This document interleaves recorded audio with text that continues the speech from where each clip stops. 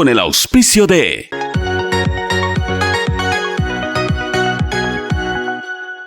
Saludos cordiales, queridos amigos y amigas, de este su programa Leyendas, que se transmite los domingos en Radio Centro 101.3 en frecuencia modulada. También está en el YouTube de Radio Centro, en el de Pocho Harp y en nuestro Facebook de Radio Centro 101.3 y Alfonso Pocho Harp.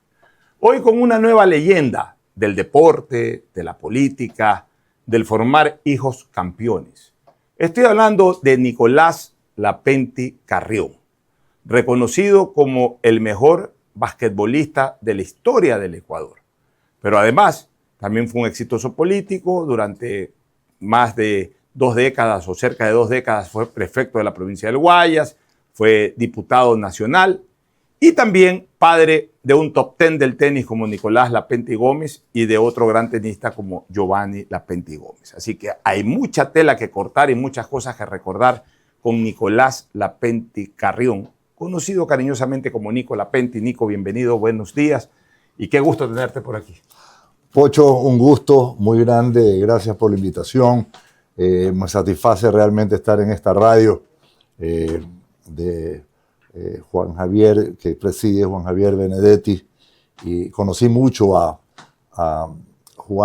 Javier Benedetti Roldós, el padre, un hombre visionario de un criterio político extraordinario, a quien visité muchísimo en mi época de mi vida política, porque era muy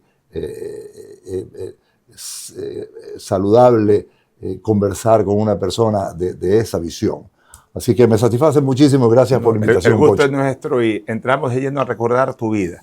Primero, naciste en Ambato, un detalle que poca gente recuerda, porque siempre jugaste por la selección del Guayas, fuiste prefecto del Guayas, pero naciste en Ambato. ¿Nos vas a explicar un poquito ese detalle? ¿Cómo naciste en Ambato? ¿Cómo te formaste en Milagro? ¿Cómo desarrollaste tu vida en Guayaquil? Eso por un lado, antes de entrar a tu vida escolar y colegial. Claro, por supuesto. Vivíamos en Milagro, porque mi familia vivió en Milagro, milagreños, y yo nací en marzo, el 20 de marzo, y ese invierno fue un invierno muy duro, muy crudo. ¿De qué año? 1944. ¿Ya? Mi papá, había mucha lluvia, las calles eran puro lodo, había mucho mosquito. Entonces mi padre decidió mandar a mi mamá a Ambato, a un buen clima, para que yo nazca allá. Así que así fue. Mi mamá se fue a Ambato, dio a luz y después de un mes vino de nuevo a Milagro. Pero lo de Ambato fue circunstancial. Naciste en Ambato, pero ya al mes de vida ya estuviste siempre en Milagro. Sí, ¿y te criaste en Milagro? Me crié en Milagro, fui a la primaria en Milagro. ¿Cómo se llamaba la escuela o se llama? Primero fui al Colegio San José por 2 años, un colegio religioso, sí, en Milagro, y después al Semillitas, también la primaria. Estamos hablando de primaria, o sea, la escuela San José y el Semillitas. Y Semillitas. ¿Ya ahí despertabas algún entusiasmo por el deporte? ¿Jugabas fútbol, jugabas básquet? ¿Qué jugabas ahí? Jugábamos fútbol y recuerdo que formamos un equipo que lo llamamos Barcelona. Muy pequeño, y me acuerdo mucho que para poder formar el equipo pasábamos por recolectando, pidiendo ayuda para comprar los uniformes y todo. Fue una época muy interesante, pero sí comencé a jugar básquet.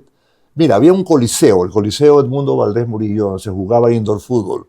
Se jugaba un indoor fútbol, pero espectacular, ¿ya? En Milagro. En Milagro. Y tú todavía eras niño de escuela. Claro. Y también jugué indoor fútbol en ese coliseo en mi categoría. Pero sí armamos un equipo de básquet ahí que lo denominamos All Stars. Yo estaba más o menos en los 11 años por ahí, ¿ya? Y después ya fui a la Academia Militar Juan Gómez Rendón, en la secundaria, la academia que está en Playas. O sea, tú saliste de Semillitas ya jugando básquet y automáticamente te fuiste a Playas. O sea, no regresaste a estudiar a Guayaquil. No, en Guayaquil no estuve. ¿Fuiste directo a la academia? Directo a la academia. Porque era un internado, ¿no? Ahí estábamos de lunes a viernes en la academia. ¿Cómo eras internado en la academia Juan Gómez Rendón? Bueno, ahí se vivía. Claro, ahí vivíamos. Nosotros viajábamos los días lunes a las 7 de la mañana, regresábamos a las 5 de la tarde los días viernes, cuando no estabas castigado. porque si acumulabas una cantidad de faltas, te quedabas castigado por el fin de semana. Y hubieron muchos fines de semana que no llegué. Entonces, ¿Era de formación militar la academia? Formación militar. Nosotros teníamos preparación militar de 7 a 9 de la mañana todos los días y después entrábamos a clases. Mira tú, qué interesante. Muy bien, ya en la Academia Gómez Rendón, en Playas, tú ya comenzaste a destacar como basquetbolista. ¿Cuándo fueron tus inicios ya en que se veía que, caramba, ese chico Nicolás Lapenti juega muy bien al básquet? ¿Ya fue en la academia? Fue en la academia. ¿En algún intercolegial, en algún torneo? Fue en la academia, sí, había el intercolegial en esa época. Contra Guayaquil. Contra los colegios de Guayaquil. Con los colegios de Guayaquil, claro. Estaba el San José, el Cristóbal Colón, el Vicente Rocafuerte, equipos Vicente Rocafuerte, muy fuertes, muy fuertes. Y se jugaba en el Coliseo Huancavilca. Era interesantísimo porque se llenaba de estudiantes, ¿ya? Y no sé por qué se permitía, pero los estudiantes estaban al pie de la línea de la cancha. Rodeando, ¿no? La cancha. Rodeando la cancha. Entonces esto era vibrante realmente, ¿no? Esos partidos. Yo recuerdo que se vivía mucho dentro del colegio, se vivía mucho el partido que se iba a jugar el día sábado o el que se jugó el anterior. Ya, y en estos choques intercolegiales, tú ya con el Colegio Gómez Rendón, la Academia Gómez Rendón de Playas, ¿fueron alguna vez campeones intercolegiales en básquetbol? El último año sí. El último año quedamos campeones. ¿A quiénes le ganaron la final? ¿No te acuerdas? No, perdóname, espera, no fue el último año. Fue el cuarto año que teníamos, en esa época estaba el Chivo Echeverría, que después jugó Jaime Echeverría, que después jugó en Athletic, estaba Hernán Vaca, un quiteño. Claro, que fue futbolista también. ¿Ah? Que fue futbolista y basquetbolista. Fue futbolista. Hernán Vaca jugaba en liga. Yo recuerdo que ese era jugador de fútbol y jugador de básquet, pues no sé si es el mismo, puede haber sido el padre. No te podría decir si es el mismo, pero muy buen jugador. Había un alemán, Siegfried Schönberger. Tenemos un muy buen equipo. Y fueron campeones. Y quedamos campeones. ¿A quiénes le ganaron la final? ¿Te acuerdas? Si no me equivoco, fue al San José. Ya. ¿Y cuáles eran las rivalidades del Gómez Rendón en esos intercolegiales? ¿Cuáles eran los colegios con los que habían mayor disputa? Siempre, estaba el San José, que era fuerte, ahí estaba el Chato Mejía. Cristóbal Colón tenía un excelente equipo, y el Vicente Rocafuerte, ya no recuerdo muy bien los nombres, pero tenía un grupo de jugadores, pero de primera, muy buenos, muy competitivos. Ya, ¿y en qué momento Nicolás Lapenti, jugando los intercolegiales, de repente aparece en Athletic Club? O sea, tú mientras estudiabas, jugabas en Athletic. Sí, justamente estaba en la academia, estaba en el equipo, y en la academia estaba como inspector Gregorio Lorzo Lórzano, que fue uno de los grandes basquetbolistas aquí. ¿Ya? Y él fue prácticamente mi primera gran guía. Él te descubre como basquetbolista.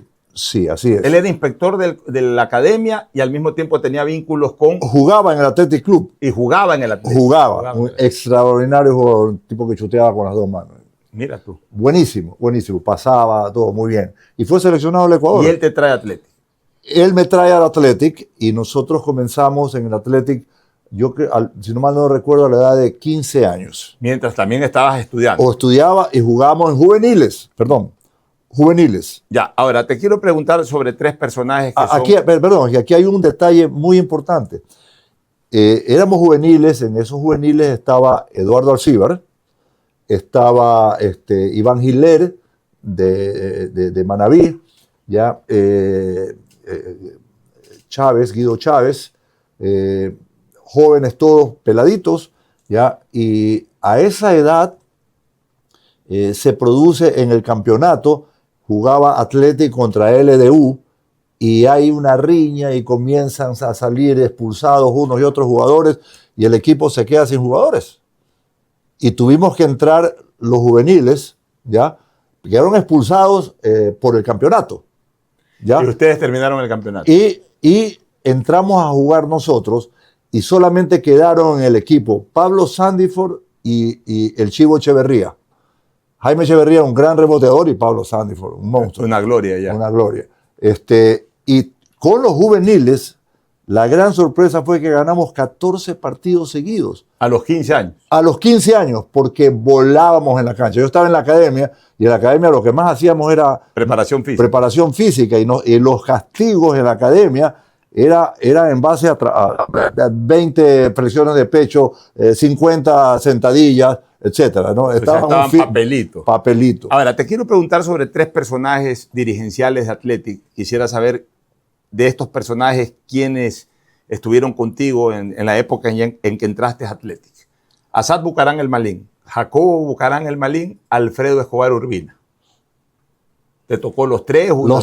Los tres. Háblanos un poquito de Asad, háblanos un poco de Jacobo y háblanos un poco de don Alfredo Escobar.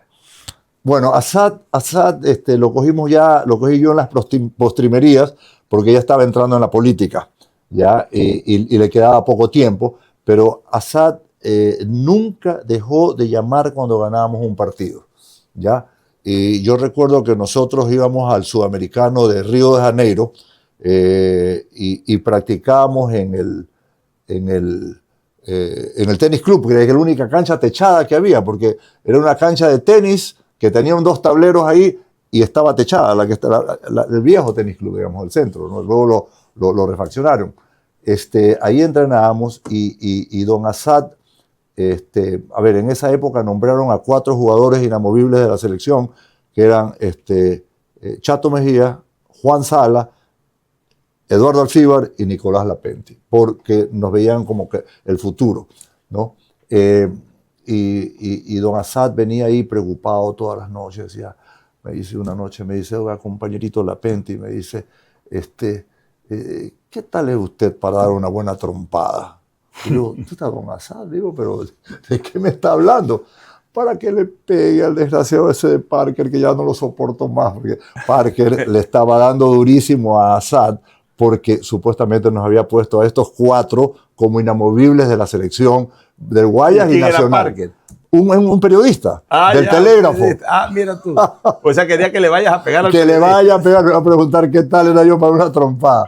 Pero bueno, después vino Jacobo y luego pues don Alfredo Escobar Urbina. Yo quiero que me cuentes una anécdota que alguna vez me lo contaste en conversaciones, pero que me pareció interesantísima y que refleja lo que era el dirigente de la vieja guardia. Jacobo Bucarán El Malín, padre de Jacobo Bucarán Ortiz, del expresidente Abdalá Bucarán, de los Bucarán Ortiz.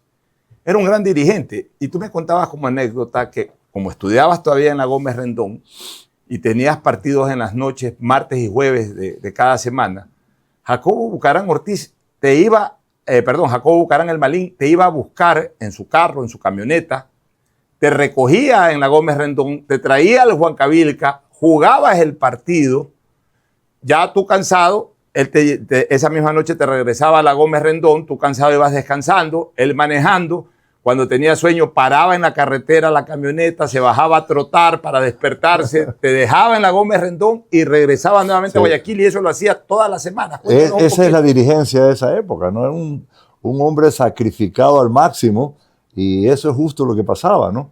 Él venía y a las 5 de la tarde estaba en la academia, veníamos, jugábamos, íbamos a comer algo y estábamos llegando allá, pero 1 de la mañana. Eran viajes de 2 horas, no habían los carreteros. Claro, el carretero no estaba muy bueno. Y bueno, eso es el sacrificio de Asad. Y hay una anécdota de Jacobo, una anécdota extraordinaria de Jacobo. Una vez en un partido, por Fablo salió la gente y de repente estábamos 4, faltaba 1.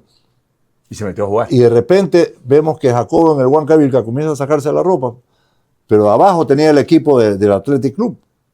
Y él siempre, como se inscribían 14 jugadores, él siempre se inscribió como jugador. Y le tocó aquella oportunidad, ¿no?, de entrar a jugar. Él se sacó la ropa, la gente gritaba, lo silbaba, ¿no? Fue un espectáculo y entró a jugar. Y no lo hizo mal. Fue la primera vez. Además, se paró en la cancha. Y me acuerdo que en una jugada se le viene el Chato Mejía encima y el Chato era pero habilidoso y lo tenía ahí, estaba Jacobo y de repente no subo más que ¡pac! Darle un cuerpazo al Chato. Pero un hombre, o sea, realmente la dirigencia en esa época, luego don Alfredo Escobar. ¿Cómo era don Alfredo Escobar Urbina? Él era el tipo de personas que estaba todo el tiempo llamándonos, todo el tiempo reuniéndonos, todo el tiempo íbamos a su oficina, nos brindaba una colita, una cosa, para mantener la unidad del equipo, porque éramos todos muy jóvenes.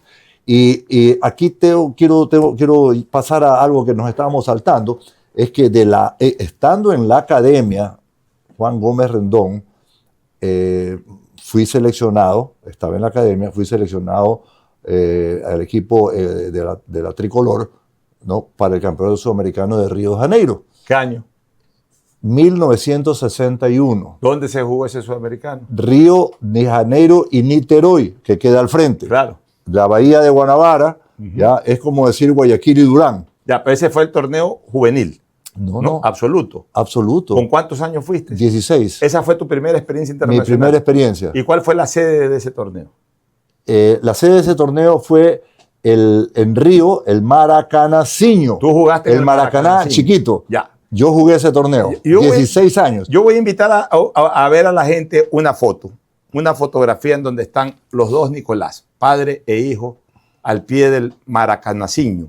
Ahí nuestro control master, la foto del Coliseo, en donde están, que te dije que era la que vamos a poner aquí en primer plano, la foto del Coliseo. Estás tú con Nicolás Lapenti Gómez posando al pie del Maracanacinho. ¿Cuál es la anécdota especial? Nico me invita, me dice, papá, venga y sea mi coach en este torneo de invitación, venga para que me coachee. Siempre fue para mí una ilusión. Lo hicimos en algunos torneos, cuando el Pato Rodríguez no pudo. Pero en esta oportunidad fue para un torneo de invitación que se jugaba en Río de Janeiro, en un torneo donde fue muy, muy interesante porque intervinieron Pujuga Kurten, Alex Correcha, Goran Ivanisevic, etc. Y bueno, la anécdota es que llegamos a Río y lo llamaban a Nico porque estaban preocupados porque estaban esperándolo a Nico porque había una gran rueda de prensa de todos los jugadores y teníamos que ir al lugar donde se iba a desarrollar el torneo. Y como nosotros estamos ya pues en el taxi, estamos en el carro que nos recogió, estábamos llegando. Yo paso por el Maracaná y veo que el Maracaná está en esqueleto, pero estaban para el Mundial, preparando para el Mundial, refaccionando. Y de repente entramos y digo, Nico, este es el Maracanacinho. Sí, ¿por qué? Me dice. Le digo, mijo, yo jugué aquí en 1961, hace 50 años jugué mi primer campeonato sudamericano de básquet y tú vas a jugar aquí. Así que se cumplió una anécdota especial. Una anécdota que siempre que la recuerdo me espeluna el cuerpo, ¿no? 50 años después, padre e hijo. Nicolás Lapenti en el 61 y Nicolás Lapenti Gómez en el 2011. En sus dos deportes que practicaban, el uno en el básquetbol y el otro en el tenis. Mira qué linda anécdota. Sí, la verdad. Ahora, volvamos nuevamente a tu época ya naciente en el baloncesto ecuatoriano. Ya estás en Athletic, llegas con Eduardo Alcibar Andretta, llegas con otros basquetbolistas, pues te encuentras con alguien que ya era una leyenda del baloncesto guayacense y ecuatoriano, Pablo Sandiford Amador. La araña negra, le decían a Pablo Sandiford. ¿Cómo era Pablo Sandiford en cancha y en camerinos? A ver, Pablo Sandiford en cancha realmente hay dos etapas, ¿no? Cuando nosotros recién comenzamos, que basábamos prácticamente nuestro juego en Pablo, ¿ya? Y yo me acuerdo que Pablo nos exigía, ¿no? En su manera de hablar, nos decía, oye, tienen que pasarme a mí la bola y cuando yo tenga la bola, yo sabré qué hacer. Yo voy a ver si se la paso o la tiro, ¿no? Era el dueño del equipo. Él decía que él tenía que ser el eje, ¿ya? Y bueno, lo alimentábamos a Pablo, le metíamos la pelota y Pablo era un tractor, realmente fortaleza, un tipo puro, era un fierro, puro músculo y tenía una particularidad, dos particularidades. Una, que él entraba, cuando penetraba con la rodilla arriba. Entonces, las piernas de Pablo eran enormes. Entonces, el que estaba al frente tenía que abrirse hacerle a un lado porque si no se lo llevaba. Entonces, y tenía ese chute, esa bombeadita, ¿no? Y luego que la metía y tenía el último de los basquetbolistas de ese famoso gancho, pero gancho bien formado, así, ¿no? Totalmente y a distancia. Entonces, él además era defensivamente era muy fuerte, Él era muy pivot. rudo, muy rudo. No era pivot, no hacía las funciones de pivot. Él era un tipo que jugaba, chuteaba y penetraba. Y más que nada reboteaba muy bien, ofensivo y defensivo, pero ofensivo reboteaba mucho y metía. Ya. ¿Y en el camerino cómo era Pablo Santos? Bueno, muy jocoso, él, le gustaba la broma, estaba bromeando. Pero él era el que ponía la garra, el que sí, infundía sí. el temperamento. En esa época nosotros pues éramos peladitos y Pablo, imagínate, nosotros lo íbamos a ver a Pablo antes, a los 12 años íbamos a verlo jugar a Pablo, nunca sabía sin pensar que íbamos a jugar algún momento con él. Pero él era el que nos hablaba y nos preparaba en el camerino para salir. Pero luego el tiempo fue pasando, ¿no? Y llegó la época en que yo ya era un jugador maduro, digamos, 30 años por ahí, jugué hasta los 40. Y Pablo jugó sobre los 50 años. Y recuerdo que Pablo jugó en Quito, jugó sobre los 50 años. Realmente un tipo impresionante, admirable. Físico. Ahora, el quinteto de oro de Athletic de los años 60, inicio de los 70, si lo puedes recordar, obviamente los 5 más importantes, pero igual 2, 3 piezas más que alternaban. Quizás me pase de 5 porque sí, estoy cambiando, ¿no? Pero a ver, Pablo Sandiford, Eduardo Alcíbar, Russell Crawford, un jugador espectacular. Yo lo he comparado con uno de los mejores, yo creo que es la estrella del basquetbol americano, se llama Luka Doncic, ¿ya? Que tiene una forma muy particular de juego. Russell Crawford la tenía, mi hermano, mi amigo del alma, Jürgen Ruperti, un gran jugador, el Chivo Echeverría, Jorge Niemes, Henry Tostije, sobrino de Pablo, Carlos Mayo, también otro sobrino de Pablo Sandiford. Algún momento jugó un norteamericano, Dus de Bes, tenía parentela aquí en Guayaquil y jugó con nosotros de pívot muy, muy bueno. A ver, aquí, ¿quién me está faltando ahí? Los Hiler, los hermanos Hiler, Guido Chávez. Y ya en los 70, Galo Vargas, ¿qué otros jugadores aparecieron por ahí? Bueno, aparecieron Galo Vargas, Pepe Vaquerizo, Raúl Patiño. Que me decían que era muy buen jugador, le decían Tachuela. Tachuela, muy rápido, sí, rapidísimo. Ricardo Patiño o Raúl. ¿Cuál de los dos jugaba? Era Ricardo Patiño. El que fue... Tachuela. El que es ahora asambleísta. Claro, Tachuela, Ricardo. Integrante del gobierno Ricardo, del presidente Correa. Sí. ¿Quién más en la nueva? Engel Senorio. Ya esos más cercanos a los 80. Más cercanos. Yo lo recuerdo. Galo Vargas fue. Y nosotros en Athletic Club llegamos a ganar el pentacampeonato, 5 campeonatos seguidos. Perdimos el año siguiente y el 7º volvimos a jugar. O sea, ganamos 6 campeonatos en 7 años. 5 seguidos, pentacampeonato. Un logro que no tiene parangón aquí en el básquetbol porteño. Ya, y el gran clásico era Athletic LD. Athletic Liga. ¿Y cómo te iban esos clásicos? ¿Se daban? ¿Alternaban resultados? Bueno, era impredecible, ¿no? ¿Recuerda parte del equipo de LD? Claro, Liga. Chato, Carlos Valle, Abel Jiménez, Juan Sala, Lucho Landívar. Era un equipazo. ¿Omar Quintana no jugaba ahí? Omar jugó en Emelec. Ya. Ahora, se discutía mucho en esa época, quiero escuchar tu opinión al respecto. Ya se decía que Nicolás Lapentti, después del retiro de Pablo Sandiford y todo, aún incluso cuando todavía jugaba Sandiford, ya Nicolás Lapentti era el mejor basquetbolista del Ecuador y es por muchos considerado el mejor basquetbolista de la historia del Ecuador. Pero también se hablaba de otra gran figura del fútbol del básquet guayacense, Jorge El Chato Mejía. Y entonces mucha gente discutía quién era mejor, Nico Lapetti o El Chato Mejía. ¿Qué opinas tú? Bueno, el Chato fue un jugador muy espectacular, muy vistoso, con un juego muy propio de él, de mediana estatura, muy fuerte, rapidísimo, y él jugaba más jugaba para el pase, para buscar la asistencia, el jugador Era armador. colocado, era el armador, pero el Chato penetraba y terminaba en un pase. A veces si se le abría la canasta, la lanzaba, la tomaba él, pero él siempre es parte de lo que se ve ahora mucho en el básquetbol, ¿no? Aunque ahora ya cambió el básquet en Estados Unidos, llegan casi que debajo de la canasta y la tiran afuera para que chuteen de 3 puntos, ¿no? En esa época no había 3 puntos, entonces el Chato penetraba, lo cerraban 2 jugadores, quedaban a alguien abierto y la pasaba.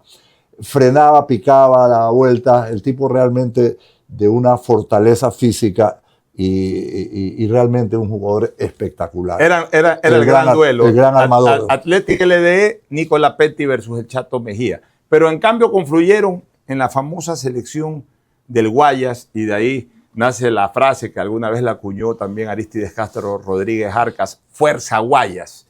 Y este Fuerza Guayas resulta que fue campeón nacional durante varias décadas sin perder un solo título y siempre ganándole en las finales, especialmente a la selección de Pichincha. Nosotros nos retiramos sin haber perdido un campeonato nacional. ¿Cuántos años fue campeón Guayas en seguidilla? Si no mal no recuerdo, son 14 años. Si mal no recuerdo, fueron 14 años o 14 campeonatos, no recuerdo. Bueno, pero que no se jugaba cada 2 años. Pero no se perdió nunca contra Pichincha. Nunca. En tu época tú nunca perdiste una final contra Pichincha. Nunca. Hay la anécdota famosa de, a ver, cuando tenemos que jugar en otros lados, y por ejemplo en Esmeraldas tenía un buen equipo, y Esmeraldas le gana a Pichincha en las semifinales y vamos a la final con Esmeraldas. Y Esmeraldas quería quedar campeón. Le ganamos a Esmeraldas en un partido difícil, ¿ya? Pero la afición no aceptó eso y nosotros no pudimos salir del Coliseo. Nos quedamos en el Coliseo como hasta las 4 de la mañana, vinieron policías a ayudarnos a salir al hotel. Nos quedamos 3 días. 3 días. No podían salir de Esmeraldas. No podíamos salir de Esmeraldas. Nos tenían rodeados en el hotel, tanto Guayas como Pichincha.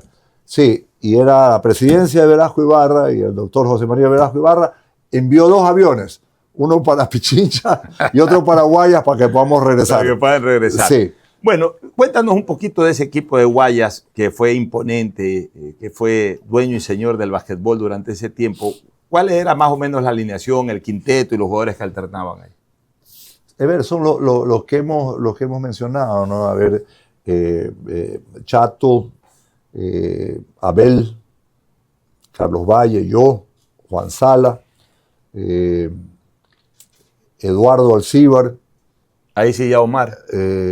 Bueno, Pablo Sandiford, ¿no? Pablo y Pío. Perdón, no estamos olvidando de Pío. Pío fue un jugador extraordinario, tipo globetrotter, tenía el dribbling y la agilidad y un chute de esos jugadores que tú ves de la NBA, súper habilidoso, porque si bien Pablo era fuerte, pero no era tan rápido, ¿me entiendes? Pero Pío era una cosa espectacular. O sea, los Sandiford, semilla de campeones. Los 2 basquetbolistas más Jacinta, que fue la primera ganadora de medalla internacional. Eran 5 hermanos, Lorenzo, Peche, eran 5 hermanos que Jacinta todos jugaban. Fue la primera ganadora de medalla. Jugaban en Ferroviarios. Así es, en Ferroviarios. Y ahí también esos duelos Athletic Ferroviarios debe haber sido claro. Un duelo fuerte, ¿no? Ahora, Nico, en medio de todo esto, tú jugabas en Athletic, habías estado primero en la Academia Gómez Rendón, luego ya pasaste a formar parte de Athletic, pero te fuiste a estudiar universidad a los Estados Unidos y jugaste en una universidad de Minnesota. ¿Cuál fue tu experiencia ahí? ¿Ganaste algún título? ¿Fuiste nombrado el mejor jugador universitario? Cuéntanos un poco de eso. Sí, fue una experiencia realmente maravillosa. Cuando en mi primer año, allá cuando tú eres el primer año freshman, no eres parte del equipo principal. El varsity es del segundo, tercer y cuarto año, ¿ya? Entonces, el primer año jugué freshman, ya el segundo año pasé al varsity, que se llama, o sea, al equipo que representaba a la universidad. Ese año tuvimos la primera mitad que no fue tan buena, y a partir de la segunda mitad comenzamos a jugar bien, a ganar, y terminamos haciendo un buen papel el segundo año, y el tercer año fue nuestro mejor año. Quedamos invictos. Campeones. ¿De todo Estados Unidos? No, del estado de Minnesota. ¿Ya? Quedamos invictos 16-0, ¿ya? Y el cuarto año perdimos un partido, 15-1. Y en casa llegamos a completar desde el segundo año hasta el cuarto 45 partidos sin perder uno solo en casa, en nuestra universidad. Quedamos 2 veces campeones del estado de Minnesota y quedamos cuartos en Estados Unidos, perdiendo en semifinales en Kansas City, donde convergían 32 equipos de todos los estados. ¿Y en tu actuación individual fuiste alguna vez reconocido de alguna manera especial? Lo que ellos le llaman el All MIAC, All Minnesota Intercollegiate Athletic Conference, la conferencia intercolegial de Minnesota. Siempre escogían a los 5 mejores, y yo fui escogido por muchas oportunidades, estuve entre los 5. ¿Y nunca hubo la posibilidad de que te incorpores a la NBA? Sí, en esta época estaban...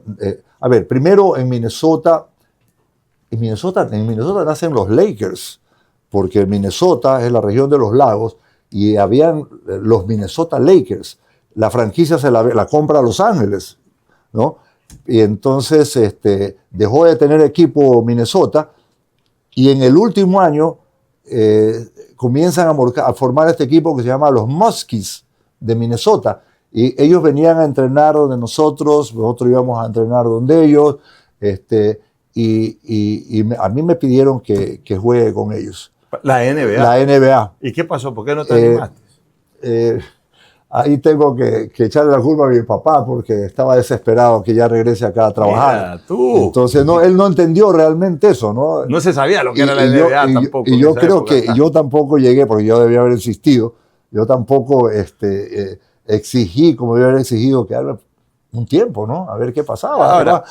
Además pagaban bien. Claro. Ahora, quiero recordar... es que en esa época nosotros exportábamos mucho a Estados Unidos y necesitaba ayuda. Me necesitaba. Así es. Sentía que me necesitaba. Ahora, recordemos un par de eventos más internacionales que marcaron tu historia en el baloncesto. Primero, un campeonato sudamericano en Montevideo, si no mal recuerdo, 1971. Fuiste el mayor encestador de ese torneo. ¿En qué puesto quedó Ecuador? ¿Qué partido recuerdas? Y sobre todo tu campaña de haber sido el máximo encestador. ¿Cuántos puntos hiciste? ¿Sobre quién te impusiste en cuanto a cantidad de puntos logrados de basquetbolistas en esa época muy famosos? Sí, la verdad es que yo pasaba por un gran momento. En ese campeonato, Ecuador no pudimos ganar ningún partido. ¿Perdieron todos? Perdimos todos los partidos. ¿Tú fuiste el máximo encestador? Todos los partidos, sí. La verdad comenzaba, en esa época había un jugador paraguayo que chuteaba de muy lejos, y éramos 2. Este jugador paraguayo, que no recuerdo bien el nombre, y yo, los que más destacábamos por chutear de larga distancia. Había otro en esa época no había 3 puntos. Era todo 2 puntos. Había otro gran chuteador que era Cabrera, de Bahía Blanca, argentino. Y por ahí la prensa un poco comenzaba a hablar de lo que estaba destacando en el score, y cuando ya llegamos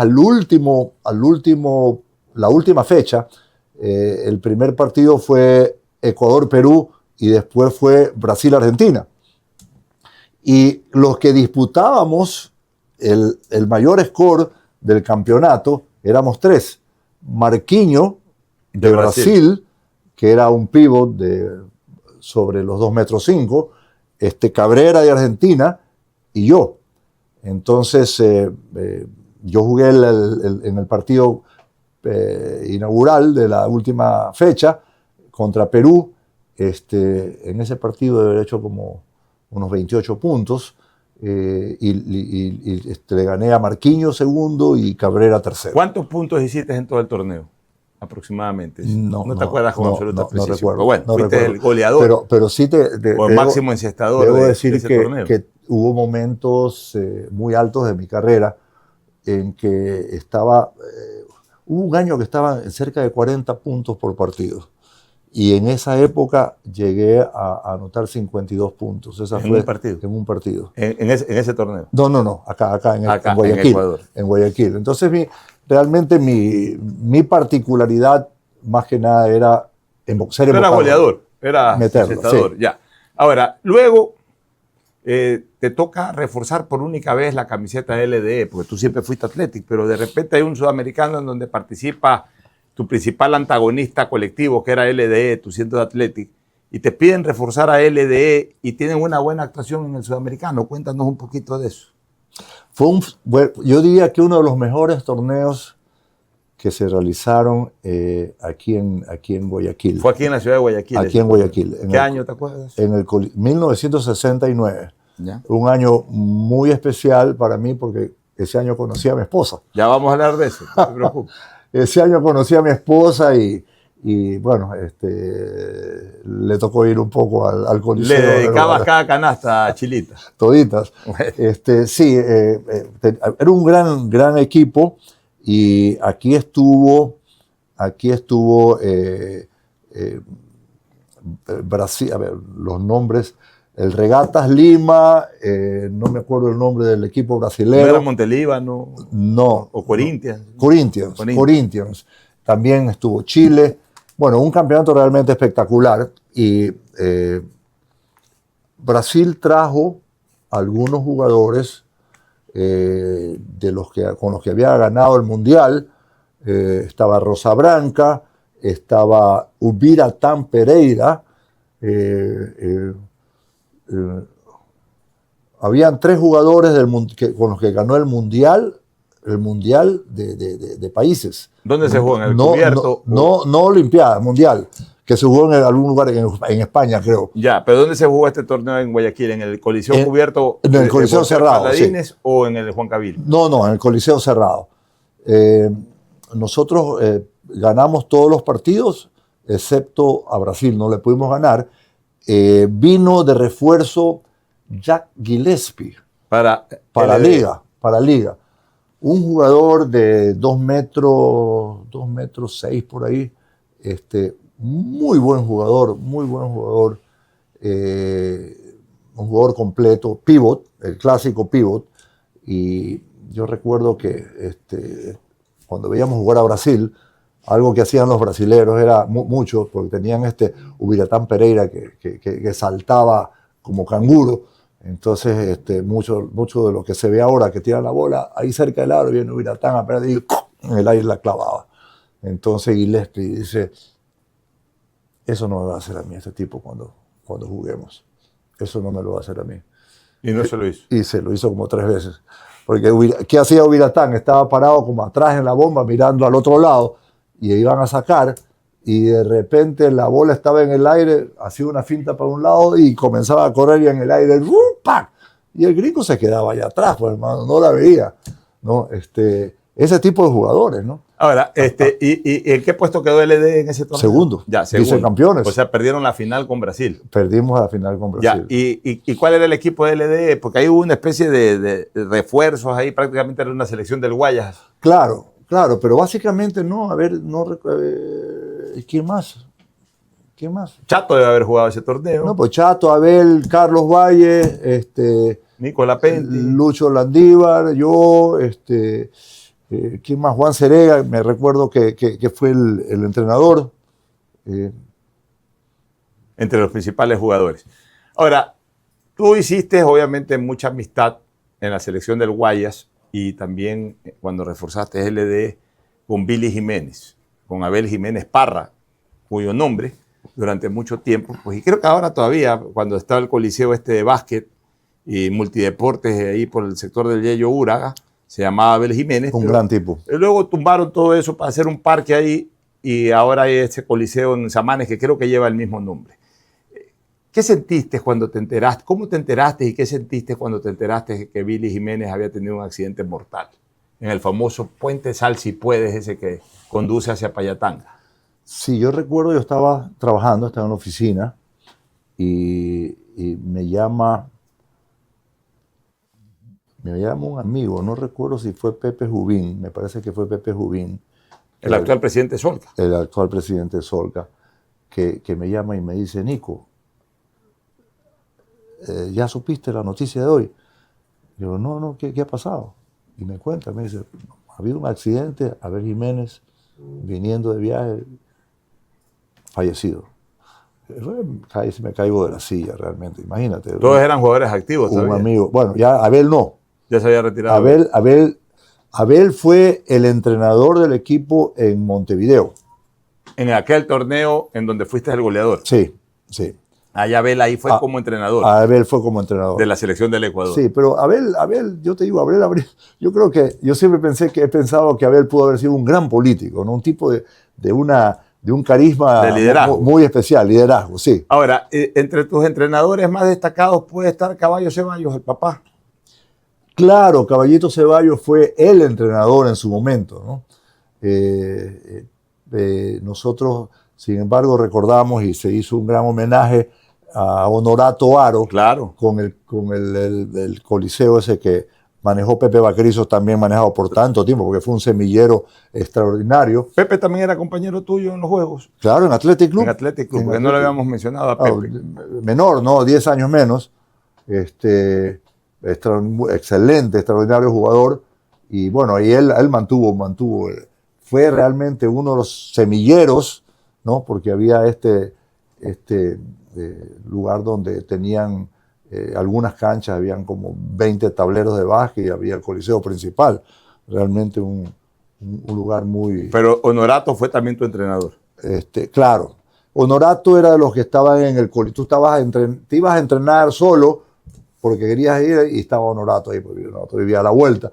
Y estaba ahí, estaba jugando y de repente Honorato te llamaba y dice, mira, ¿por qué hiciste esto? Porque cuando haces la mano así, tienes que darle seguimiento con la mano. Detalles. Dice, usa siempre el dedo índice. O sea, un formador que enseñaba técnica. Pero detalles. Él te cogía de detalles. Esos entrenadores ni en fútbol ni en básquet y casi que ya en ningún deporte existen. Ahora son tácticos, ahora son otra cosa. Antes, como en el fútbol, en el básquet, te enseñaban esos detalles. Si era en el fútbol, patea, pon el pie así, de esta manera, de esta otra. El básquet, cuadra la mano de tal forma. O sea, eran verdaderos entrenadores. Claro, fue el sucesor formadores. Para mí de Gregorio Lor, porque Gregorio Lor era el que me formó en los primeros pasos. Digamos. Ahora, Nico, tú eras el gran basquetbolista ecuatoriano y resulta que hay un concurso de Miss Ecuador y sale designada Miss Ecuador Cecilia Gómez, más conocida como Chilita, como Chila Gómez, desde hace muchas décadas, también tu señora y madre de tus hijos. ¿Cómo la conquistaste a la Miss Ecuador? Ay, qué interesante, ¿no? Ella vivía en Montreal porque el capitán Carlos Gómez Mancheno, el cónsul, el papá de Chila, de mi esposa, era cónsul del Ecuador en Montreal, embajador. Y ellos vivían allá, pero estaba de visita. Y la conocí la había visto un poco cuando llegó, me llamó mucho la atención, evidentemente, y la conocí en una fiesta, más como que los amigos más o menos como que nos cuadraron ahí para que nos conozcamos, ¿ya? Y bueno, desde que la conocí ya... Flechazo a primera vista. Sí, nunca más dejamos de vernos. Ella estuvo aquí un tiempo, luego pasó por Bogotá, donde una prima casada, antes de irse a Montreal, y yo me fui atrás de ella a Bogotá, estuvimos allá unos días, y en la casa de la prima, yo estaba en un hotel, y luego pues me tocó, el momento que ya decidimos, me tocó ir a Montreal a pedir la mano de Chile. Bueno, y de esa feliz unión, muchos hijos, 2 campeones del tenis, como Nico y Giovanni. Pero ella fue, mi hija Ecuador. También, Leonardo, otro yo la fue después, ya éramos enamorados y yo me acuerdo que yo no pude ir porque tenemos una final de básquet la noche de la elección. La noche que ella la estaban coronando, tú estabas disputando una final. Yo estaba disputando una final y llegué con las completas, sudado a la casa a ver en televisión el resultado. Mira tú, qué interesante. Y de ahí, bueno, de ahí formaron una familia feliz, además muy distinguida y muy querida. Vamos ahora a la otra faceta de Nicolás Lapenti Carrión. Dejamos a un lado ya su gloriosa trayectoria deportiva y vamos a la política. Se lo conocía, Nicolás Lapenti era muy famoso, muy conocido por ser un gran basquetbolista. Y de repente se vincula al ala liberal liderada por Francisco Huerta Montalvo, Pancho Huerta Montalvo, y te afilias al Partido Demócrata. Y ahí tienes tu primera experiencia política, si mal no recuerdo, si no me equivoco. Creo que te lanzas de prefecto por el Partido Demócrata y no te va bien en esa elección. A ver, sí, a mí me visitaron a la oficina, me visitó Pancho Huerta Montalvo con 2 amigos, para proponerme ser parte del Partido Liberal Radical Ecuatoriano, primero. Pero ahí se pelea con Raúl Clemente. Claro. Estamos hablando del año 79. Sí, pero era el Partido Liberal. Yo comencé por el Partido Liberal con Pancho Huerta, candidato ya precandidato a la presidencia de la República. Ahí se rompe la relación con el tío. Claro, que termina siendo el candidato. Poquito después, ¿no? Pero aquí viene algo importante. Yo recuerdo la primera rueda de prensa, me acuerdo de mis primeras palabras. Vengo del mundo del deporte y voy al mundo de la política con el mismo afán de ser un digno representante de mis conciudadanos, ¿ya? Así comenzamos. Yo fui candidato a prefecto y luego Pancho tuvo el problema de la Fundación Eugenio Espejo, que lo acusaron no sé de qué, y lo sacaron de la candidatura. Claro, ¿no? Y él se fue después al Ministerio de Salud con Osvaldo Hurtado. Pero luego, después de eso, se formó el Partido Demócrata. Una ala del Partido Liberal se va al Partido Demócrata. Entre ellos tú. Claro, y participas en la elección del 84 para la prefectura. Sí. Primero del 80. ¿En el 80 qué fuiste? ¿Candidato a prefecto. ¿En el 80? Sí, yo continué porque yo era candidato a prefecto con Pancho Huerta. A Pancho Huerta lo destituyen como candidato.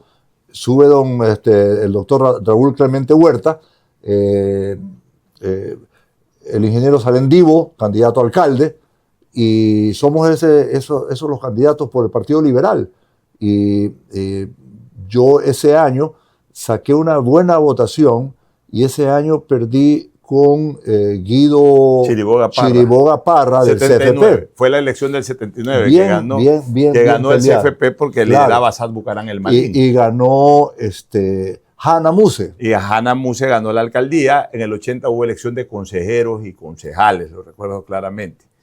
Perfecto. Te lanzaste ahí por el Partido Liberal. Luego, en el 84, ya como parte del Partido Demócrata, siendo Pancho Huerta candidato a la presidencia por el Partido Demócrata en la elección que gana León Febres Cordero a Rodrigo Borja, tú fuiste nuevamente candidato a prefecto. Nuevamente, yo fui, sí, también. Y ahí te fue mal. No, ahí perdí, el 84 perdí. ¿En qué momento te incorporas al PSC? Perdí con Alfredo Adún. Sí, con Alfredo, correcto. Que en cambio era respaldado por el Partido Roldosista Ecuatoriano, liderado por Abdalá Bucaram, que había ganado además la elección para la alcaldía de Guayaquil. Claro, el Partido Demócrata se debilitó con la presencia de Pancho Huerta en el Ministerio de Salud. Esa fue la realidad. Y finanzas, pues. Morillo Batlle fue ministro de Finanzas. Sí, señor. Y yo recuerdo, mira, esto es anécdota, pero histórica. Estábamos en Quito, Pancho, yo, un consultor político extranjero, ¿ya? Y estaba consultando él qué pasa si entramos a apoyar la presidencia de Osvaldo Hurtado con el Ministerio de Salud y el Ministerio de Finanzas. Y este tipo dice, usted, doctor Huerta, puede ser candidato puede ser ministro de Salud, pero el ministro de Finanzas que llegue tiene que devaluar. Estamos en 25 sucres el dólar, tiene que devaluar aproximadamente a 33 o 35 sucres el dólar. Dice, y esa devolución, si cae sobre, si pesa sobre el Partido Demócrata, el doctor Huerta jamás será presidente. Lo dijo así. No nos pareció, no nos pareció, pero lo cierto es que yo recuerdo cuando Pancho fue candidato a la presidencia, la popularidad de Pancho era innegable. Todo el mundo lo saludaba, todo el mundo lo quería a donde iba.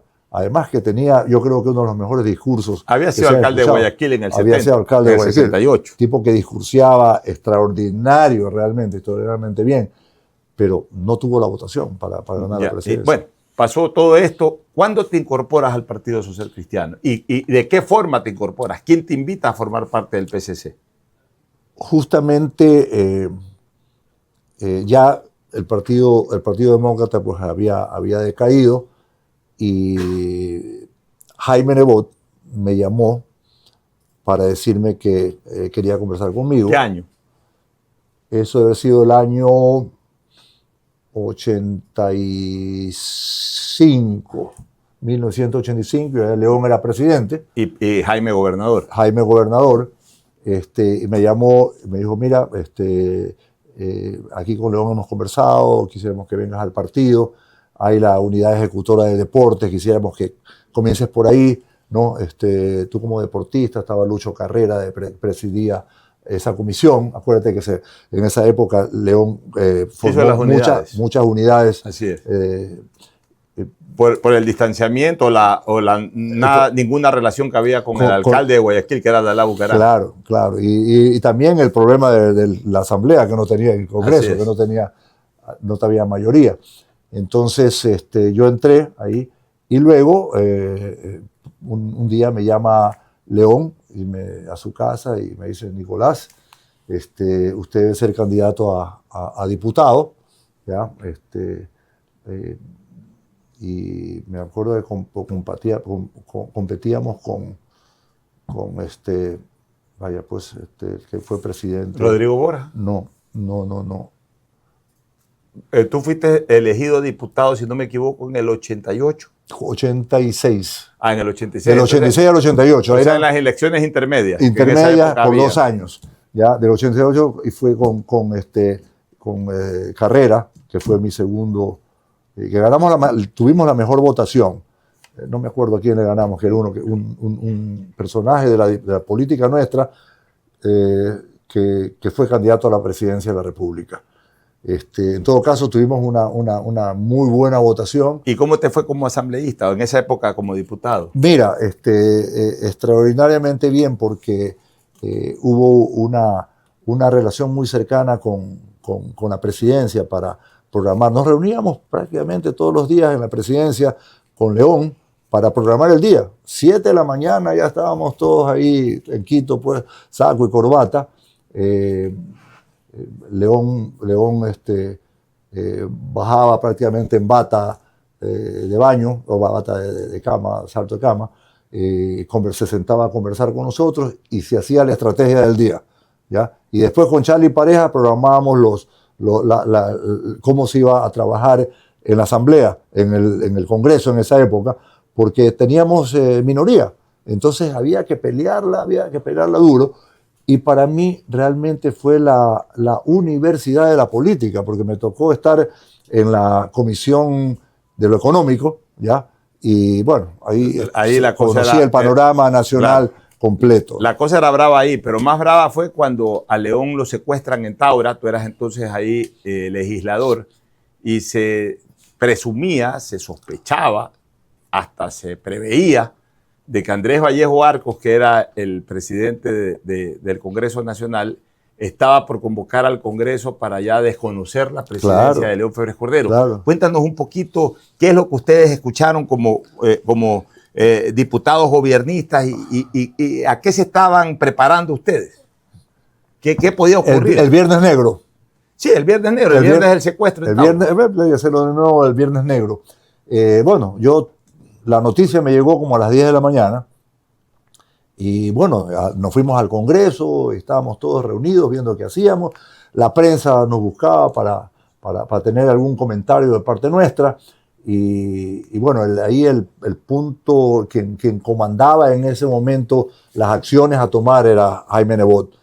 Y yo recuerdo que pues, Jaime me dice, mira Nico, dile a Vallejo que si no nos devuelven a León sano y salvo ya, aquí Guayaquil se va a levantar. Guayaquil está listo para levantarse. Pero ustedes se olfateaban de que algo querían hacer en el Congreso para tumbarlo a León. Claro. Y es que ahí la carambola era, por otro lado, que, a ver, todos conocemos y se portó extraordinariamente bien Blasco Peña, que se dice pues que Eugenia, la esposa de León, estaba al lado de Blasco y le tenía la mano agarrada para que no firme, porque Blasco lo único que tenía que hacer era firmar, pero no lo hizo. Porque se aducía que había un vacío de poder. Así es. ¿No? Pero tenía que pasar por el Congreso y la izquierda democrática estaba lista para eso. Estaban listos, total, eso es lo que ellos querían. Hay que reivindicar siempre a Blasco Peña. León, al comienzo, sí, extraordinario. Le contaron una serie de cosas que él descubrió con el tiempo que no fue verdad y por eso su relación con Blasco Peña terminó siendo impecable. De gran amistad. Muy bien, se terminó ese periodo del 88, tanto del legislativo como del gobierno de León Febres Cordero. Vino ese espacio entre el 88 y 92 en que ya comenzó a formarse Jaime Nebot como el candidato a la presidencia. León tuvo su espacio de oposición contra Rodrigo Borja Ceballos, el tema Rangací, cierta persecución a León Febres Cordero. Eso impulsó a que León también tome la decisión de participar como candidato a la alcaldía y entonces se arma una especie de triángulo electoral. Nebot a la presidencia, León a la alcaldía, Lapenti a la prefectura. ¿Cómo nació esa idea de que Lapenti sea candidato a la prefectura? Bueno, yo realmente mi gran aspiración era Guayas, ser prefecto del Guayas. Para mí era, como quien dice, una máxima ilusión, ¿no? Y ya había sido candidato por 2 oportunidades. Y fue León, me acuerdo que con quien competí en esa decisión fue con Lucho Chiriboga Parra. Lucho quería ser candidato. Lucho quería ser candidato. ¿A qué no quería ser candidato, Luchito? Sí, y era un buen candidato. Claro que sí, era hombre querido, había estado en el deporte, en la Cruz Roja, en los bancos, en la política, en todos lados. Sí, pero León decidió que yo sea candidato a la prefectura. Y a él se lo llevó a la vicealcaldía. Sí, se lo llevó, manejo. Pero fue como eso, me acuerdo, la primera elección fue con una votación del 53%. ¿Le ganaste a Alfredo Adún? En el 92. En la primera.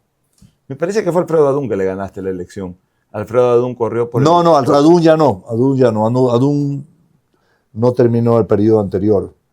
En el 92 le ganaste. Bueno. El roldosista ya fue Chicho Centenaro. Chicho Centenaro Gando, el ex alcalde de Milagro. Prácticamente entre milagreños. Entre tú naciste en Ambato, imagínate. Fuiste formado en Milagro. Ahí hay una anécdota también. Pues. Antes le habían puesto al Coliseo de Milagro mi nombre. Coliseo Nicolás Lapenti Carrión. Que le sacó el nombre. Le sacó el nombre, ya no. Cuando yo fui candidato se borró eso. Bueno, muy bien. Ganaste la elección y fue tu primer periodo como prefecto. Y de repente se te ocurrió algo, ¿no? Porque prefectura es sinónimo de carreteras. Y resulta que Nicolás Lapenti surge con esta idea de concesionar las carreteras. ¿Cómo así te surgió esta idea? ¿Y qué resultados tú crees que fue a la larga esto de haber concesionado las carreteras del Guayas? Bueno, mira, realmente nosotros en la prefectura había un presupuesto exiguo, muy pequeño, muy limitado. Y prácticamente lo único que teníamos para trabajar eran las maquinarias. Y la ventaja de eso es que había un problema, no tenías que contratar, mandabas la maquinaria. Me acuerdo como anécdota, alguna vez la calle que lleva, la avenida que lleva al Estadio Monumental, ¿no? Estaba hecho huecos todo, y simplemente mandamos la maquinaria porque había un partido internacional, qué sé yo, y fue el éxito total simplemente con la nivelación de la... Claro. ¿no? ¿Por qué? Porque al día siguiente mandábamos las máquinas. O sea, teníamos esa gran particularidad. Pero no teníamos recursos, y las carreteras, se nos vino el fenómeno del Niño y quedó todo, pero destruido. Y el ministerio no tenía recursos. Nosotros ya veníamos pensando en que el sistema de concesión tenía que ser, inclusive tuvimos que trabajar con el Congreso Nacional para que incluyan dentro de una ley, incluyan un capítulo que nos permita a nosotros, que había un vacío, para poder llevar adelante la concesión, las concesiones viales. Así que tuvimos que pedir la competencia de las carreteras, porque todas las tenía el Ministerio de Obras Públicas. Así que nos hicimos cargo de las carreteras, fuimos adelante con el proceso, y bueno, sin tener un solo centavo, los concesionarios hicieron una inversión inicial de cerca de $200 millones en las carreteras, ¿ya? Con un proceso a 25 años. Y mira, cada vez que ando por las carreteras y veo cómo va creciendo, aunque yo recuerdo que cuando yo salí de la prefectura, cuando terminé mi último periodo, y el próximo prefecto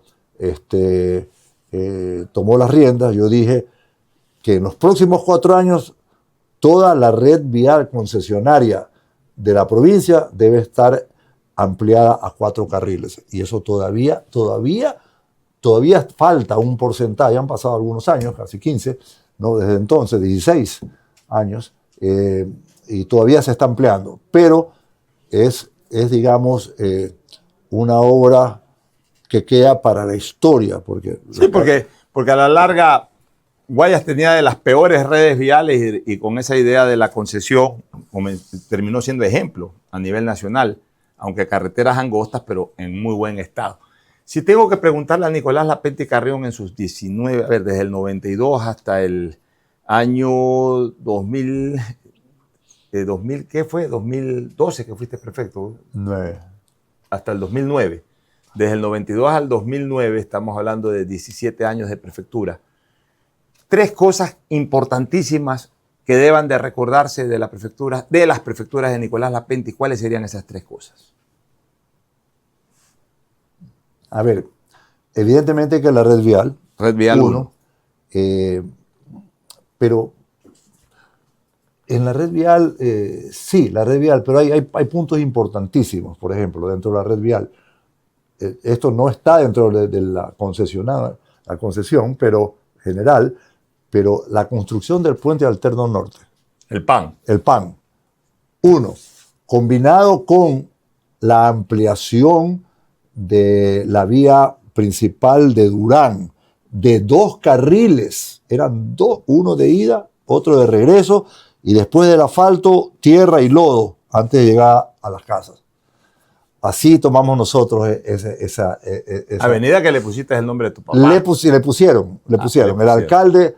en reconocimiento a tu trabajo. No, eso fue mucho antes, porque cuando yo estuve de diputado, Lucho Santos era el presidente, todavía no había alcaldía, el presidente de la Junta cantonal. Bueno, porque yo conseguí de la concesión, de la Comisión de Presupuestos, algo importantísimo que me había pedido Lucho Santos como presidente. Y en reconocimiento, como no le podía poner el nombre tuyo, le puso el de tu papá. Exacto, el nombre de mi papá. Entonces, hicimos la ampliación de 2 carriles a 12 carriles. Sí, una ampliación muy importante. ¿Te imaginas? Entonces, antes, si no se hubieran hecho esas obras, en este momento el puente alterno norte por ahí pasan más de 10.000 vehículos pesados. Mira tú. Que estuvieran pasando por acá, por Durán. Por el puente de la Unidad Nacional. Por el puente de la Unidad, para ver, por Durán. Puente de la Unidad Nacional. Que si no se hace lo de Durán, tampoco. Imagínate, pasar 10.000 vehículos más por ahí, por el puente, por la avenida San Borondón, habría sido pues una locura. Y hay que reconocer eso. Nico, ok, todo esto, todas estas obras que hiciste a lo largo de tu prefectura son reconocidas. Eso te permitió, primero, la primera vez que fuiste candidato, ganar con amplitud a Chicho Centanaro. Luego, en el año 96, fuiste nuevamente reelecto. Pero en el 2000 se dijo mucho de que te había ganado Humberto Mata y que por ahí la fuerza política social cristiana dentro del Consejo Electoral, en esa época Tribunal Electoral, impidió ese triunfo de Mata y terminó dándote la victoria y tu tercera prefectura. A ver, yo lo que recuerdo bien es que Mata fue un buen candidato, un tipo que vino, él estudió ciencias políticas y vino acá preparado para hacer política. Y no sé, 2 derrotas, porque fueron 2 veces le gané a Mata, la primera. Pero la segunda dicen que te ganó. No, fue la primera, la tercera. La del 2000. La del 2000. 2000 fue. Sí, después tu rival principal fue Gloria Gallardo. Y Mata también participó, para allá no sacó la votación. Bueno, aquella vez que fue apretada. La del 2000 dicen que te ganó. ¿Tú qué dices? Entre comillas, pero fueron 10 puntos de diferencia. No, es que, vamos a los hechos, o sea, revisemos los resultados y fueron 10 puntos de diferencia. Ahora, lo que sí pasó es que en Guayaquil la votación estuvo muy apretada, ¿no? Pero a medida que entraba la información de los cantones, comencé yo a distanciarme. Evidentemente que, a ver, yo... mucho tuvo que ver. Yo viajé mucho por la provincia y al mismo tiempo era presidente provincial del partido. Entonces yo trabajaba como prefecto y trabajaba también las bases de la dirigencia política. Entonces nosotros teníamos mucha fuerza en los cantones. Y luego, bueno, ganaste la elección del 2004, que ya fue tu último periodo, y ahí se prende la semilla de la provincialización de Santa Elena. Antes éramos 27 cantones, los 3 de en esa época, península de Santa Elena, más los 25, éramos 28 cantones, ¿no? 28 cantones. 28. 28, los 3 de la península de Santa Elena y los 25 incluido Guayaquil. Nos quedamos con 25, pero sí. Santa Elena tomó la decisión de provincializarse. Muchos no estábamos de acuerdo con eso. León Febres Cordero tuvo la frontalidad en un discurso en Santa Elena. Yo estaba al lado de él, yo ya era parte de la maquinaria social cristiana. Dijo de frente que no aceptaba la provincialización. Mucha gente pifió y se fue del mitin. Pero al final ganó las elecciones Correa, impulsó la provincialización. Así es. Y se llevaron, se fue la provincia de Santa Elena con sus 3 cantones, se fueron en Santo Domingo también con sus cantones. Y Guaya se quedó sin esos 3 cantones importantes de la provincia. ¿Qué hizo Nicolás Lampetny para impedirlo? Todo lo humanamente posible para impedirlo. Evidentemente que fue duro porque todos los peninsulares se le metió en la cabeza que querían la independencia, o sea, ser una provincia más, convertirse en provincia. Y yo como prefecto tenía que defender el que se nos desgrane la provincia y se nos vaya, o se vayan 3 cantones, la península concretamente, que era una de las partes más importantes de la provincia, ¿no? Con una extensión de playas espectaculares y por todo lo que habíamos trabajado nosotros en la península. Claro.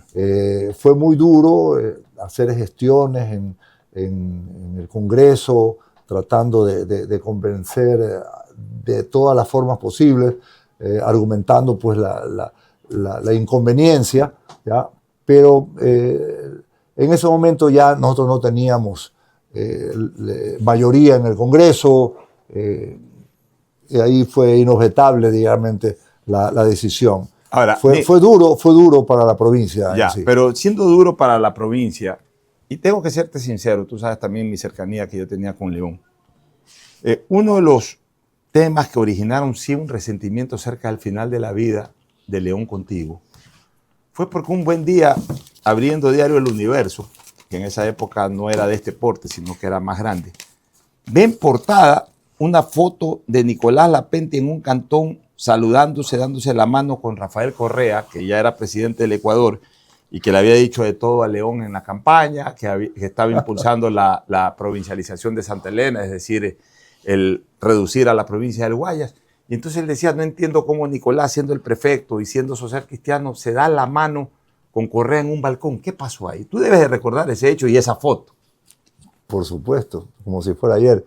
Qué detalle ese, ¿no? ¿Te recuerdas todo eso? Yo recuerdo todo, Nico. Mira, estaba yo en Taura haciendo el trabajo de siempre, recorriendo, y por coincidencia, pues, el presidente Rafael Correa estaba en Taura. Estaba en un balcón dirigiéndose a la población, ¿ya? Y yo estaba por otro lado, no recuerdo si fue por inundaciones. En todo caso, vienen, no recuerdo quién fue, que vino del gobierno, y dice, Nicolás, el señor prefecto, el presidente le está pidiendo que por favor venga, que están ahí, como ahí para bien ver qué se puede hacer por esta parroquia, la parroquia Taura. Entonces, pues yo no podía negarme a eso, porque además te digo una cosa, Pocho, yo siempre, como tengo formación deportiva, yo siempre pensé que los políticos, más allá de las ideologías están para ponerlas cuando son las elecciones. Claro. Ahí están las diferencias políticas. Pero una vez que el uno llega por un partido, llega a la alcaldía, el otro por un partido a la prefectura, y luego los legisladores y el presidente, todos tenemos que trabajar para lo que hemos sido elegidos. Y tiene que haber, lo que yo siempre he dicho, es la unión política. Y unión política significa el saber entendernos entre todos. Es como decir en el deporte, tú juegas por un equipo, yo juego por otro equipo, pero si vamos a jugar por la selección nacional, estamos en el mismo equipo, pues, hermano. Tienes que pasarme la bola, que vamos a jugar juntos. Y subí al balcón, bueno, saludamos, sí, hubo un abrazo, etcétera, muy afectuoso del presidente. León, y esa fue terrible, sí, el hombre pública a nivel nacional. El hombre me mostró su disconformidad total, pero fue un pasaje interesante, que tú lo recuerdas bien, pero que sonó fuerte dentro del partido. Es que sonó fuerte dentro del partido. Luego León se murió, tú continuaste en el partido, fuiste nuevamente legislador, fuiste varios años director provincial, estuviste a punto de ser candidato presidencial un poco antes, en la elección del 2002. 2 veces precandidato. En la del 2002 la disputaste con Javier Neira, aunque nunca finalmente se dio una disputa en sí. Finalmente, ya para terminar la parte política, ¿sí querías decir algo? Sí hubo una disputa. Pero no hubo una elección interna ni nada. No, te cuento. A ver, sí, muy importante. A ver. Muy importante. Para esa elección, León no era candidato a la presidencia. Estaba en Estados Unidos. Nebot no era candidato a la presidencia. Y en esa época se hacían las asambleas nacionales para elegir. Y se hace la asamblea en el Teatro León Febres Cordero. Yo estuve ahí porque ahí también yo fui proclamado candidato a diputado. Ok, acuérdate bien. Y como no eran ni León ni Nebot, al que le correspondía en prelación de importancia política era a Nicolás Lapenti. Entonces yo no hice ninguna gestión, ni hablé con nadie, ni pedí apoyos a las provincias, pero todas las provincias que estuvieron ahí, que se llenó el Coliseo, ¿no? Gritaban espontáneamente Lapenti presidente, Lapenti presidente. León había escrito una carta desde Estados Unidos mencionando las cualidades de Javier Neira como un social cristiano, como, sin decirlo, pues como que era el merecedor a ser candidato, ¿ya? Y bueno, eso fue un viserazo que yo lo acepté, Nebot también lo apoyó. Nebot también, o sea, estuvo de acuerdo, porque era una decisión, un deseo del máximo líder en ese momento, León Febres Cordero, y preparamos, porque era, créeme, acuérdate, que era la Penti, la gente gritaba, presidente, estaba eufórica la gente, y preparamos esto con Jaime, de que yo haga una intervención, ¿no? La que ésta sea, termino diciendo que por razones X o Z, yo no puedo aceptar la candidatura a la presidencia de la República. Me lo propuso a mí un candidato, Jorge Pinto, gran dirigente de la Febres Cordero. Y después otro propuso la candidatura de Neira y fue ratificado. Pero eso sucedió. Ya, y con toda esta vinculación... Perdóname, y después, en la siguiente candidatura, tuve que dirimir con Cynthia Viteri. Yo estaba recorriendo el país y después vino una decisión de nuevo de que la candidata fuera Cynthia. El año 2017. Sí. Y te pregunto eso, después de toda tu actividad intensa en el Partido Social Cristiano, ¿cómo así te animaste en la última elección para prefecto volver a lanzarte, pero ya por otro espacio político? Y eso de alguna manera distrajo votos social cristianos, tanto de tu parte como de Keko Tabaki, como de Andrés Hushmer, que también participó, que eran personas identificadas en el pasado con el Partido Social Cristiano. Se dice que eso distrajo votos que impidieron que Susana González pueda ser reelecta, y con eso el Partido Social Cristiano, después de 30 años, perdió la prefectura. ¿Por qué, de alguna manera, si se calculaba eso, decidiste participar? A ver, el tema es que a mí me llamó un grupo de gente de los barrios.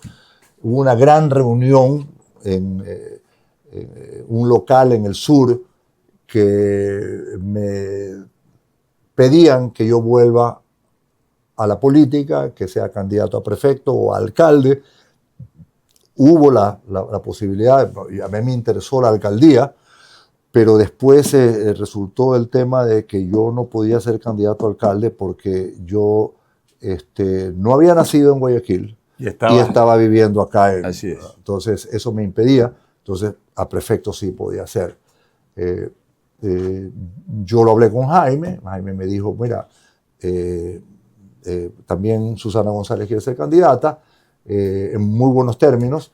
Ella quiere ser candidata, está bien, tú también quieres ser candidato, vamos a una especie de primarias, trabajen, muévanse, hagan campaña y hagamos una encuesta en un momento dado. Lo de la encuesta no se pudo llegar a hacer, no fue claro ese tema, y lo cierto es que en una asamblea provincial el partido decidió que sea Susana González.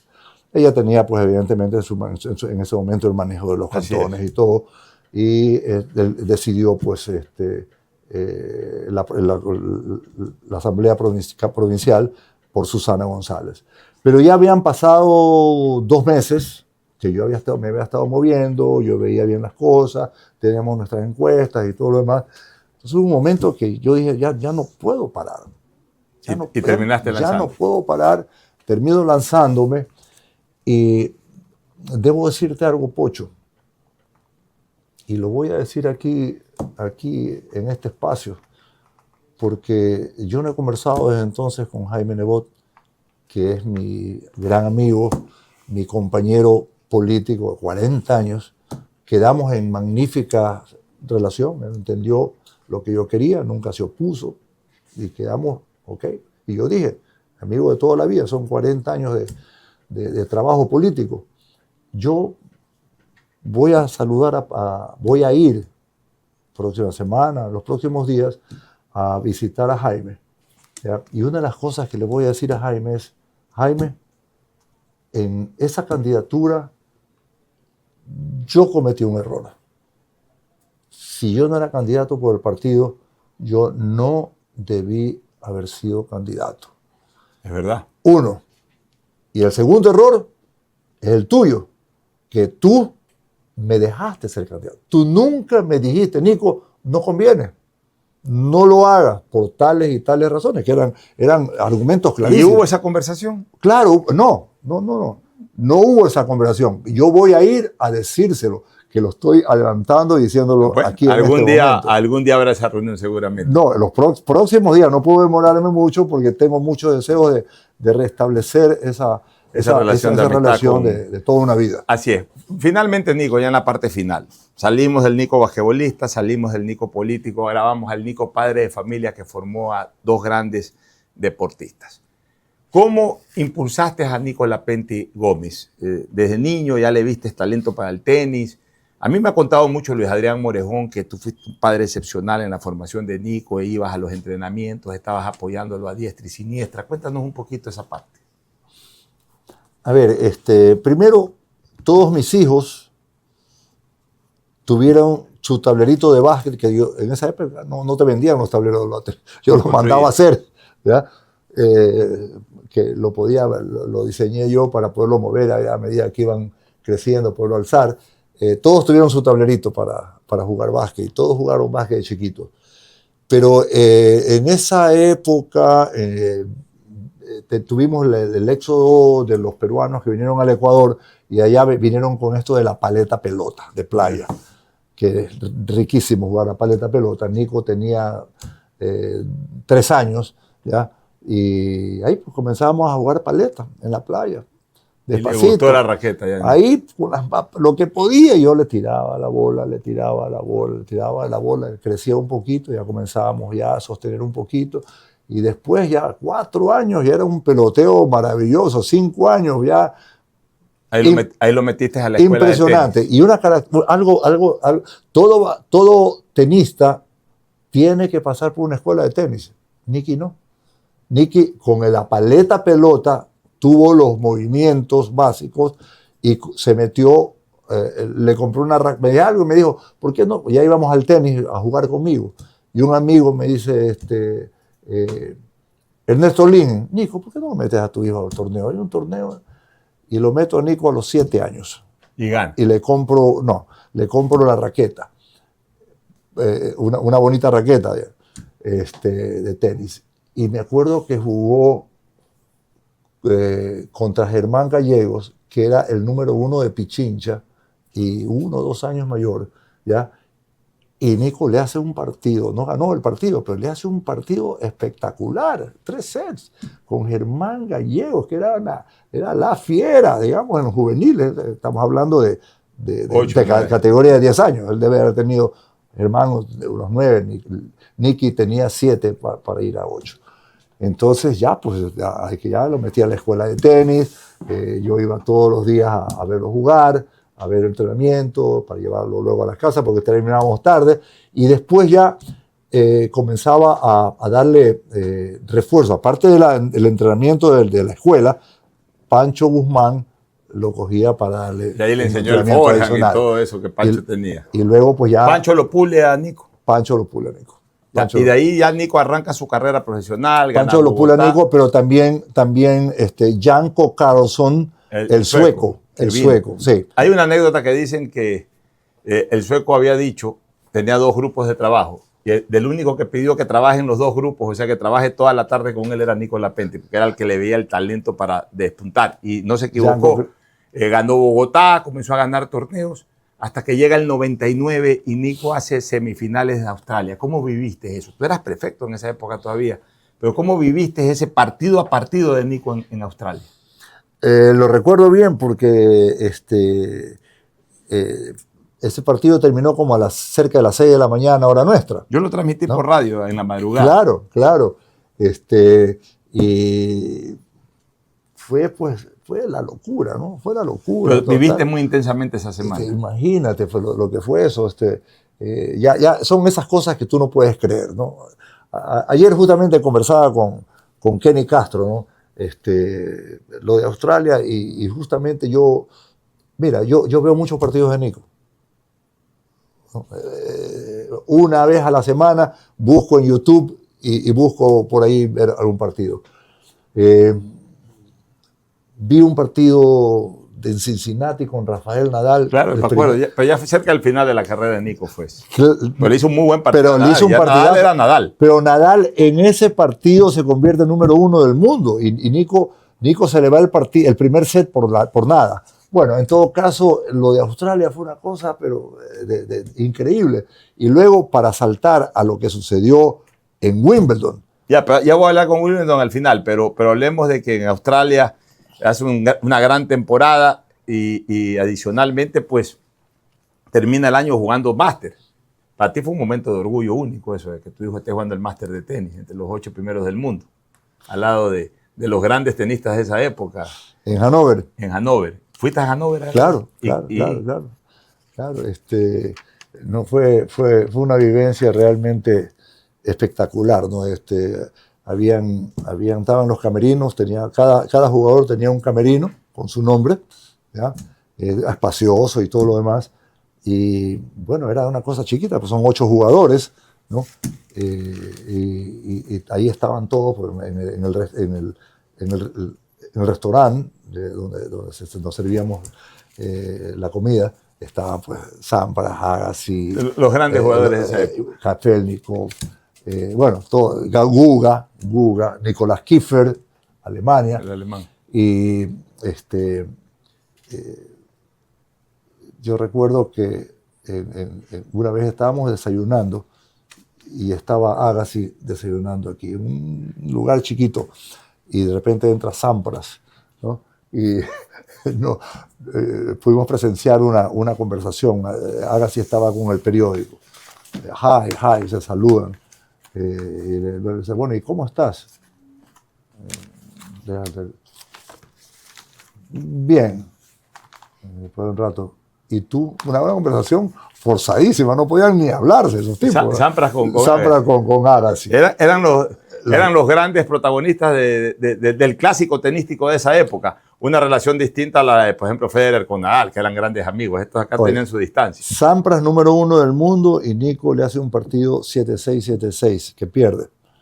Partidazo. Oye, bueno, entonces pasó este máster, se te veía siempre, tú siendo perfecto con Chile, se te veían siempre en los partidos de Copa Davis, esa epopeya del partido contra Holanda, en que de 0-2 en sets vira a 3-2 en quinto set y pone el 2-2, que luego Ecuador terminó perdiendo la serie en el Club Nacional, hasta que llegamos al año 2000 y se da una de las grandes epopeyas del deporte ecuatoriano.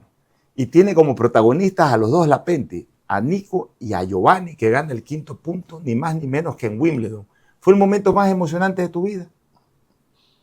O por lo menos de los más emocionantes. Yo creo que sí, tiene que ser, porque todo lo que ocurrió ahí, estuvimos como había el campeonato de Wimbledon y después, una semana después, la Copa Davis.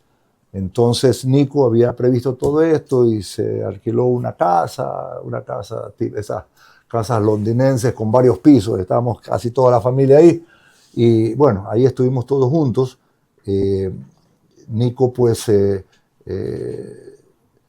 ese momento estaba rankeado 11. El ranking de Nico era 11 del mundo. Estaba pasando por un buen momento.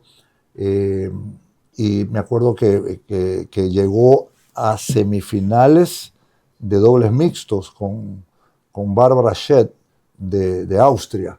En todo caso, llegada a la Copa Davis, la prensa británica realmente trató muy mal a los ecuatorianos, porque llegaron a decir que hasta una escuela de ciegos podía vencer a los ecuatorianos, ¿ya? Pero cuando ya comienza la Copa Davis y Nicky da el primer campanazo ganándole a Ruseski, bueno, caramba, Ruseski en césped, un jugador de césped, claro, un jugador de cancha rápida. Finalista de un gran slam. Claro. Bueno, las cosas se pusieron interesantes. Se pierde el primer punto contra Henman, Hugo Morejón. Es que Henman era un monstruo también. No, pues Henman. Y viene el dobles. Y ahí ganan los Lapenti. Y el dobles lo juegan Nico y Giovanni. Giovanni, 17 años. ¿Ya? Y para mí, Pocho, el mejor partido de dobles que jugaron Nico en su vida, el partido perfecto fue ese.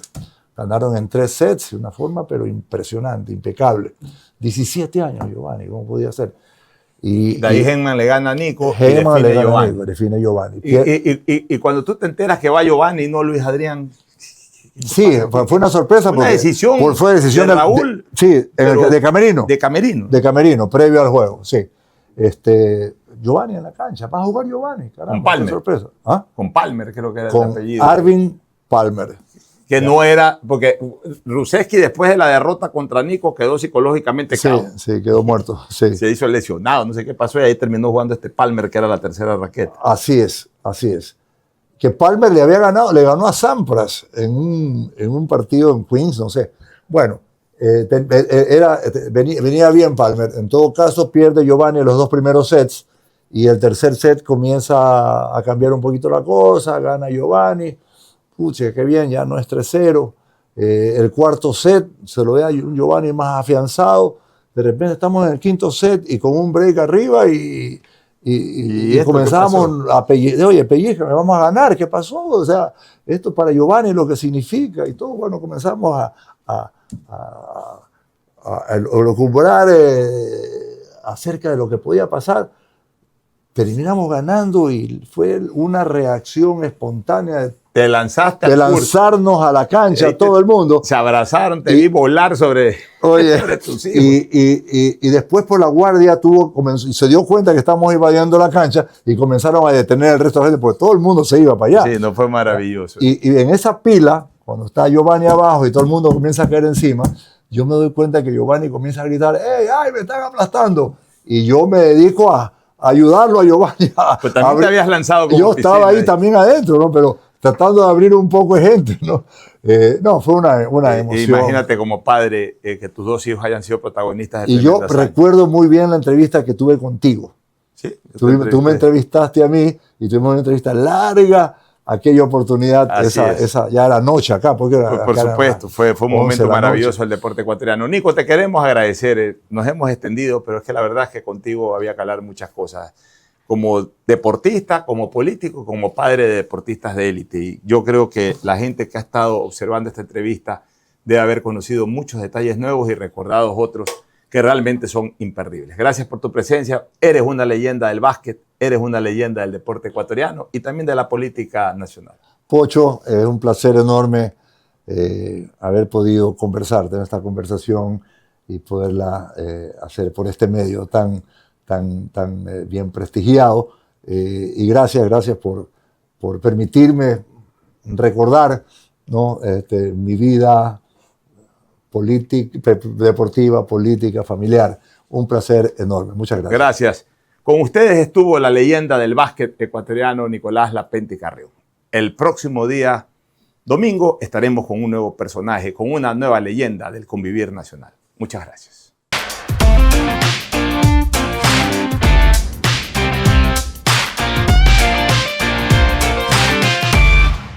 Con el auspicio de